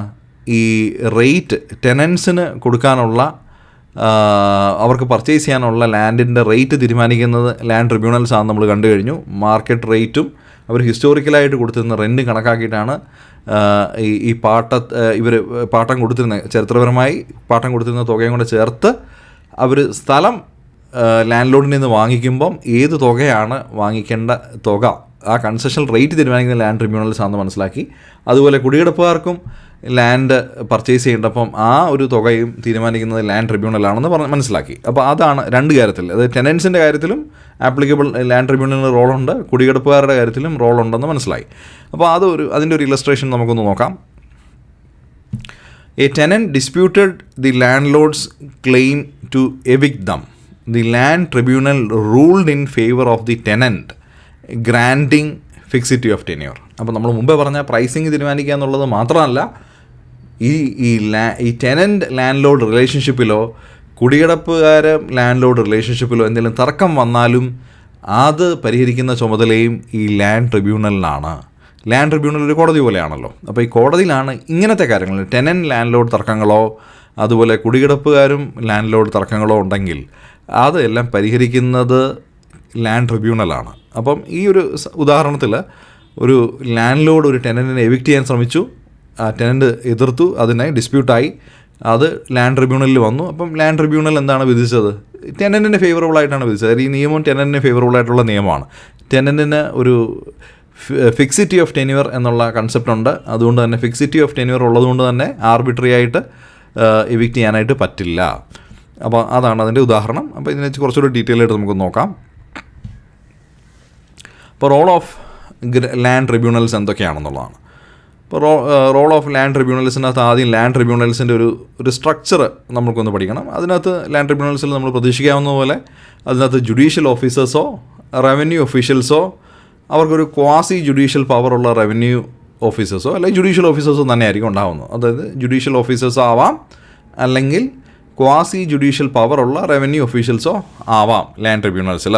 അപ്പോൾ അവരുടെ ഫങ്ഷൻസ് എന്താണ്? പ്രധാനമായും 3 ഫംഗ്ഷനാണ്. ഒന്ന് ഡിസ്പ്യൂട്ടിൻ്റെ റെസൊല്യൂഷൻ, പിന്നെ ഓണർഷിപ്പ് റൈറ്റ്സ്, ലാൻഡ് സീലിങ്ങിൻ്റെ എൻഫോഴ്സ്മെൻറ്റ്. ഇങ്ങനെയുള്ള കാര്യങ്ങളെല്ലാം ലാൻഡ് ട്രിബ്യൂണൽസിൻ്റെ കാര്യമാണ്. അതുപോലെ പ്രൈസിങ്ങിൻ്റെ കാര്യവും നമ്മൾ നേരത്തെ കണ്ടിരുന്നു. അപ്പം ഈ ഫംഗ്ഷൻസ് ഇമ്പോർട്ടൻ്റ് ആണ്. ഇതൊക്കെ ക്വസ്റ്റ്യൻസ് ആയിട്ട് ഉറപ്പായിട്ടും ചോദിക്കാം. ലാൻഡ് ട്രിബ്യൂണൽസും ലാൻഡ് ബോർഡ്സും ഒക്കെ സ്ഥിരമായിട്ട് ക്വസ്റ്റ്യൻ ചോദിക്കുന്ന ഏരിയയാണ്. അപ്പം ലാൻഡ് ട്രിബ്യൂണൽസിൻ്റെ ഫംഗ്ഷൻസ് ഒന്ന് ഓവർവ്യൂ നമുക്ക് പെട്ടെന്ന് നോക്കാം. എന്താണ്? What are the functions of land tribunals? First one, dispute resolution, തർക്കപരിഹാരം അല്ലേ? ആരൊക്കെ തമ്മിലാണ്? Settle the dispute between landlords and tenants. നമ്മളത് മനസ്സിലാക്കി. ഡിസ്പ്യൂട്ട് വന്നാൽ പരിഹരിക്കുക എന്നുള്ളത് ലാൻഡ് ട്രിബ്യൂണൽസിൻ്റെ കാര്യമാണ്, ലാൻഡ് ലോഡ്സും ടെനൻസും തമ്മിൽ. 2, ownership rights, grant ownership rights to tenants and കുടികിടപ്പുകാർ. അപ്പോൾ കുടികിടപ്പുകാർക്കും ടെനൻസിനും ഓണർഷിപ്പ് റൈറ്റ് കൊടുക്കുക, അതിൻ്റെ പ്രൈസ് തീരുമാനിക്കുക, ഇതെല്ലാം ലാൻഡ് ട്രിബ്യൂണലിൻ്റെ പരിപാടിയാണ്. 3, ലാൻഡ് സീലിംഗ് എൻഫോഴ്സ്മെൻ്റ് ആണ്. അപ്പോൾ കേരള ലാൻഡ് റിഫോംസ് ആക്ടിനകത്തുനിന്ന് കുറച്ച് ലാൻഡ് സീലിംഗ് എന്നുള്ള കൺസെപ്റ്റ് വന്നു അല്ലേ? ഒരു 15 ഏക്കർ കൂടുതൽ ഒരു ഫാമിലി വയ്ക്കാൻ പറ്റില്ല എന്ന് വന്നു. അപ്പോൾ അത് എൻഫോഴ്സ് ചെയ്യുക, അതുപോലെ സർപ്ലസ് ലാൻഡ് റീഡിസ്ട്രിബ്യൂട്ട് ചെയ്യുക, അങ്ങനെയുള്ള കാര്യങ്ങളിലെ തർക്കങ്ങളും കേസുകളും ഒക്കെ വരുമ്പോൾ അതെല്ലാം ലാൻഡ് സീലിങ്ങിൻ്റെ എൻഫോഴ്സ്മെൻറ്റുമായിട്ട് ബന്ധപ്പെട്ട കാര്യങ്ങളും കൈകാര്യം ചെയ്യുന്നത് ലാൻഡ് ട്രിബ്യൂണൽസാണ്. ലാൻഡ് സീലിങ്ങുമായിട്ട് ബന്ധപ്പെട്ട കാര്യങ്ങൾ കൈകാര്യം ചെയ്യുന്നത് ലാൻഡ് ട്രിബ്യൂണൽസാണ്. അപ്പം പ്രധാനമായും 3 ഫംഗ്ഷനാണ്: ഡിസ്പ്യൂട്ട് റെസൊല്യൂഷൻ, ഓണർഷിപ്പ് റൈറ്റ്സ്, ടെനൻസും കുടികിടപ്പുകാരുടെയും ownership rights, also land ceiling enforcement. ആ 3 കാര്യമാണ് ലാൻഡ് ട്രിബ്യൂണൽസിൻ്റെ ഫങ്ഷൻസ്. അപ്പോൾ അത് മനസ്സിലായി എന്ന് വിചാരിക്കുന്നു. ഇനി നമുക്ക് ഒരു കാര്യം കൂടെ പഠിക്കാനുണ്ട് ഈ മോഡ്യൂളിൽ. അതെന്താണ്? ലാൻഡ് ബോർഡ്സ് അല്ലേ? അപ്പം ലാൻഡ് ബോർഡ്സ് നമുക്കൊന്ന് നോക്കാം. ഇപ്പോൾ ഈ ലാൻഡ് ട്രിബ്യൂണലായി. അപ്പോൾ ഈ ലാൻഡ് ബോർഡ് എന്തിനാ? ഈ ലാൻഡ് ബോർഡിൻ്റെ ഫംഗ്ഷൻ എന്താ? അതും നമുക്കൊരു ഉദാഹരണം കണ്ടിട്ട് നമുക്ക് അതിലേക്ക് നോക്കാം. ഒരു എക്സാമ്പിൾ നോക്കാം. The land board directed the redistribution of 500 acres of surplus land among 200 landless families in a district ensuring equitable access to agricultural resources. അപ്പോൾ ഒരു സർപ്ലസ് ലാൻഡ് വന്നു, ഒരു 500 ഏക്കറിൻ്റെ സർപ്ലസ് ലാൻഡ് ഗവൺമെൻറ്റിൻ്റെ കയ്യിലേക്ക് എത്തി. അപ്പോൾ അത് എന്ത് ചെയ്തു? 500 ഏക്കറുണ്ട്, അതൊരു 200 ലാൻഡ് ഇല്ലാത്ത ഫാമിലികൾക്ക് കൊടുത്തു, അവർക്ക് ലാൻഡ് കിട്ടാനായിട്ട്. അപ്പോൾ ആ ഒരു സർപ്ലസ് ലാൻഡിൻ്റെ റീഡിസ്ട്രിബ്യൂഷൻ ആരുടെ ചുമതലയാണ്? ലാൻഡ് ബോർഡിൻ്റെ ചുമതലയാണെന്ന് ഈ ഉദാഹരണത്തിൽ നിന്ന് മനസ്സിലായി അല്ലേ? അപ്പോൾ സർപ്ലസ് ലാൻഡിൻ്റെ റീഡിസ്ട്രിബ്യൂഷൻ. ഇനി വേറെയും ചുമതലകളുണ്ടോ എന്ന് നമുക്കൊന്ന് നോക്കാം. ലാൻഡ് ബോർഡിൻ്റെ പർപ്പസ് എന്താണെന്ന് നോക്കാം. ഇപ്പോൾ ലാൻഡ് ബോർഡിൻ്റെ സ്ട്രക്ചർ എന്താണ്, ഫംഗ്ഷൻ എന്താണ്? അപ്പോൾ സ്ട്രക്ചർ എന്താണെന്ന് നോക്കാം. ലാൻഡ് ബോർഡിൻ്റെ അകത്ത് ആരൊക്കെയാണുള്ളത്? നമുക്ക് ലാൻഡ് ട്രിബ്യൂണലിൽ ജുഡീഷ്യൽ ഓഫീസേഴ്സും അതുപോലെ ക്വാസി ജുഡീഷ്യൽ പവറുള്ള റവന്യൂ ഒഫീഷ്യൽസും ആണെന്ന് കണ്ടു. ഇനി ലാൻഡ് ബോർഡിൽ ആരാണ് ഉള്ളത് എന്ന് നോക്കാം. ലാൻഡ് ബോർഡിൽ സീനിയർ റവന്യൂ ഓഫീസേഴ്സ് ആണ് ഉള്ളത്. അപ്പോൾ അവരുടെ പർപ്പസ് എന്ന് പറഞ്ഞാൽ അവർ ലാൻഡ് റിഫോമിൻ്റെ ഇംപ്ലിമെൻറ്റേഷൻ ഒരു സ്റ്റേറ്റ് ലെവലിൽ സൂപ്പർവൈസ് ചെയ്യുക എന്നുള്ളതാണ് അവരുടെ ജോലി. Land boards are composed of senior revenue officers. The land board supervises land reform implementation at the state level. ഇനി ഫംഗ്ഷൻ എന്താണെന്ന് നോക്കാം. നമ്മൾ മുമ്പ് എക്സാമ്പിളിൽ കണ്ട കാര്യം തന്നെ ആദ്യം മനസ്സിലാക്കുക. Identify surplus land and oversee its redistribution, monitor compliance with land ceiling limits, address grievances and appeals related to land reforms. അപ്പോൾ ലാൻഡ് റിഫോംസുമായിട്ട് ബന്ധപ്പെട്ട ചില തർക്കങ്ങളൊക്കെ വരുവാണെങ്കിൽ ഗ്രീവൻസ് കേൾക്കാനോ അപ്പീൽ കേൾക്കാനോ ഒക്കെ ലാൻഡ് ബോർഡിന് അധികാരമുണ്ട്. അതുപോലെ സീലിംഗ് ലിമിറ്റ് കംപ്ലൈ ചെയ്യുക, നാട്ടിലെല്ലാവരും ആരും അവർക്ക് അനുവദിച്ചിട്ടുള്ളതിൽ കൂടുതൽ ലാൻഡ് കൈവശം വെക്കുന്നില്ലെന്ന് ഉറപ്പാക്കുക, അധികമുള്ള ലാൻഡിനെ റീഡിസ്ട്രിബ്യൂട്ട് ചെയ്യുക, ഇങ്ങനെയുള്ള കാര്യങ്ങളൊക്കെ ലാൻഡ് ബോർഡിൻ്റെ കാര്യത്തിൽ വരുന്നുണ്ട്. അപ്പോൾ സീനിയർ ആയിട്ടുള്ള റവന്യൂ ഓഫീസേഴ്സാണ് ഈ ലാൻഡ് ബോർഡിൽ ഉള്ളത്. അപ്പോൾ ഒന്നുകൂടെ ലാൻഡ് ബോർഡിനെ പറ്റി നമ്മൾ ഒന്ന് മനസ്സിലാക്കുക. ലാൻഡ് ട്രിബ്യൂണലിൽ ഈ തർക്കങ്ങൾ പരിഹരിക്കുന്ന ഒരു കോടതി പോലെ കണക്കാക്കുക. ലാൻഡ് ബോർഡിൻ്റെ പരിപാടി എന്ന് പറഞ്ഞാൽ കൂടുതലായിട്ടുള്ള ലാൻഡിനെ ഡിസ്ട്രിബ്യൂട്ട് ചെയ്യുക എന്നുള്ളതാണ്. സർപ്ലസ് ലാൻഡിനെ ഡിസ്ട്രിബ്യൂട്ട് ചെയ്യുക. അപ്പോൾ ആദ്യം സർപ്ലസ് ലാൻഡ് ഐഡൻറ്റിഫൈ ചെയ്യുക എന്നുള്ളത് ലാൻഡ് ബോർഡിൻ്റെ ജോലിയാണ്. അതിനെ ഡിസ്ട്രിബ്യൂട്ട് ചെയ്യണം. അതുപോലെ ഈ കാര്യങ്ങളുമായിട്ട് ബന്ധപ്പെട്ട് എന്തെങ്കിലും തർക്കങ്ങളോ അപ്പീലോ ഒക്കെ വന്നു കഴിഞ്ഞാലും അത് കേൾക്കുക എന്നുള്ളതാണ്. അപ്പോൾ ഇതിൻ്റെ അകത്ത് ബോർഡിലൊരു സീനിയർ ആയിട്ടുള്ള റവന്യൂ ഒഫീഷ്യൽസാണ് ഉള്ളത്. ഒരു ലാൻഡ് റിഫോമിനെ ഒരു സ്റ്റേറ്റിൻ്റെ ലെവലിൽ നിന്ന് സൂപ്പർവൈസ് ചെയ്യുക എന്നുള്ളതാണ് ലാൻഡ് ബോർഡിൻ്റെ കാര്യം. അപ്പോൾ അതും മനസ്സിലായി എന്ന് വിചാരിക്കുന്നു. അപ്പം നമ്മൾ ഏതാണ്ട് ഈ സിലബസിൽ രണ്ടാമത്തെ മൊഡ്യൂൾ ഏതാണ്ട് കഴിയാറായി. അപ്പോൾ നമുക്ക് ഇതുവരെ പഠിച്ച കാര്യങ്ങളൊന്ന് വീണ്ടും ആവർത്തിച്ച് നോക്കാം, എന്തൊക്കെ കാര്യങ്ങളാണ് നമ്മൾ ഇതുവരെ മനസ്സിലാക്കിയെന്ന്. അപ്പോൾ നമ്മൾ ഇതിനകത്ത് കേരള ലാൻഡ് റിഫോംസ് ആക്ട് നമ്മൾ ആദ്യ മൊഡ്യൂളിൽ പറഞ്ഞ കാര്യങ്ങൾ തന്നെ ഒന്നുകൂടെ ആവർത്തിച്ചു. അതിൻ്റെ ഒരു ട്രാൻസ്ഫോർമേറ്റീവായിട്ടുള്ള ഇഫക്റ്റുകൾ എന്തൊക്കെയാണ്, ഹിസ്റ്റോറിക്കൽ ഇനീക്വാളിറ്റീസ് പരിഹരിക്കാനായിട്ട് എന്തൊക്കെ കാര്യങ്ങളാണ്. പക്ഷേ നമ്മൾ പുതിയ കുറച്ച് കീവേഡ്സ് പഠിച്ചു എന്നുള്ളതാണ് ഇന്ന് നമ്മൾ ചെയ്തത്. അതിനകത്ത് നമ്മൾ ഫിക്സിറ്റി ഓഫ് ടെന്യൂർ എന്നുള്ള കാര്യം പഠിച്ചു. അതേപോലെ ടെനൻസിന് ഓണർഷിപ്പ് റൈറ്റ്സ് കൊടുക്കുന്ന കാര്യങ്ങൾ പഠിച്ചു, കുടിയെടുപ്പുകാർക്ക് കൊടുക്കുന്ന കാര്യങ്ങൾ പഠിച്ചു. അതുപോലെ തന്നെ ഗവൺമെൻറ്റിലേക്ക് അത് വെസ്റ്റ് ചെയ്യുന്ന കാര്യങ്ങൾ പഠിച്ചു. പിന്നെ ലാൻഡ് ട്രിബ്യൂണലുകളെ പറ്റിയും ലാൻഡ് ബോർഡുകളെ പറ്റിയും ഇന്നാണ് നമ്മൾ പഠിച്ചത്. അപ്പോൾ ആ കാര്യങ്ങൾ പഠിച്ചു. അവരുടെ റിഫോംസ് എന്തൊക്കെയാണെന്ന് പഠിച്ചു. അതുപോലെ ലാൻഡിൻ്റെ റീഡിസ്ട്രിബ്യൂഷൻ ഉള്ളത് കൊണ്ട് എക്സ്പ്ലോയിറ്റേഷൻ കുറഞ്ഞു ചൂഷണം കുറഞ്ഞു എന്നുള്ളതും അതുപോലെ റൂറൽ ഡെവലപ്മെൻറ്റ് നടന്നു എന്നുള്ളതും ഒക്കെ നമുക്ക് മനസ്സിലായി. പക്ഷേ ഇന്ന് ഏറ്റവും ആദ്യം നമ്മൾ പഠിച്ചൊരു കാര്യമുണ്ടല്ലോ, നമ്മൾ ഈ 9 ആക്ടിൻ്റെ ഒരു ഓവർവ്യൂ പറഞ്ഞില്ലേ, അതാണ് ഇന്നത്തെ എനിക്ക് തോന്നുന്ന ഏറ്റവും വലിയ ജിസ്റ്റ്. ആ കാര്യം കറക്റ്റായിട്ട് അറിയാമെങ്കിൽ തന്നെ നമ്മൾക്ക് ഈ പേപ്പറിൽ ഒരു മെയിൻ ഐഡിയ കിട്ടിക്കഴിഞ്ഞു. അതിൽ നിന്ന് നമ്മൾ മനസ്സിലാക്കേണ്ട കാര്യം, ഇതിപ്പം രണ്ടാമത്തെ ലെക്ചറാണ്. രണ്ടാമത്തെ ലെക്ചറിൽ നമ്മൾ ആദ്യത്തെ ലെക്ചറെ പറ്റി ആദ്യം കണക്ട് ചെയ്യുക. നമ്മൾ മുഴുവൻ ലാൻഡിൻ്റെ ഒരു ബാക്ക്ഗ്രൗണ്ടാണ് ആദ്യത്തെ ലെക്ചറിൽ പറഞ്ഞത്. രണ്ടാമത്തെ ലെക്ചറിൽ എന്ത് ചെയ്തു എന്ന് പറഞ്ഞാൽ നമ്മൾ ഈ പഠിക്കേണ്ട 9 ആക്ടിനെ പറ്റി ഒരു ഓവർവ്യൂ ആദ്യം പറഞ്ഞു. അതിനുശേഷം വീണ്ടും ലാൻഡ് റിഫോംസ് ആക്ടിനെ പറ്റി കുറച്ചും കൂടി ഡീറ്റെയിൽ ആയിട്ട് സിലബസിൽ പറയുന്ന ഓരോ കീവേഡ്സും എടുത്ത് നമ്മളൊരു ഓവർവ്യൂ കണ്ടു. അത്രയുമാണ് ഇപ്പം ഇതുവരെ ആയിട്ടുള്ളത്. ഇനിയിപ്പോൾ നമുക്ക് 3ഉം 4ഉം മൊഡ്യൂളും മാത്രമേ ഉള്ളൂ ഇതിനകത്ത്. മൂന്നാമത്തെ മൊഡ്യൂളിൽ നമ്മൾ ആദ്യം പറഞ്ഞ ഈ 9 ആക്ടിലെ കുറച്ച് ആക്ടുകൾ മൂന്നാമത്തെ മൊഡ്യൂളിൽ വരും. അത് കഴിഞ്ഞിട്ട് ബാക്കിയുള്ള കാര്യങ്ങൾ പ്രധാനമായിട്ടും ഈ ലാർ ആക്ട്, അതായത് land acquisition and rehabilitation resettlement, അങ്ങനെയുള്ള കാര്യങ്ങൾ ആണ് നമുക്ക് അവസാനത്തെ മൊഡ്യൂളിൽ പഠിക്കാനുള്ളത്. അതൊഴിച്ച് ബാക്കി എല്ലാ കാര്യങ്ങളും നമ്മൾ മൂന്നാമത്തെ മൊഡ്യൂളിൽ പഠിക്കും. അപ്പോൾ ഈ എല്ലാ ആക്റ്റും പെട്ടെന്നൊന്ന് ഓടിച്ച് നമുക്ക് അടുത്തടുത്ത മൊഡ്യൂളിൽ കണ്ടുപോവുക എന്നുള്ളതാണ്. അടുത്തടുത്ത ലെക്ചറിലായിട്ട് നമുക്കത് കവർ ചെയ്യാം. Thank you.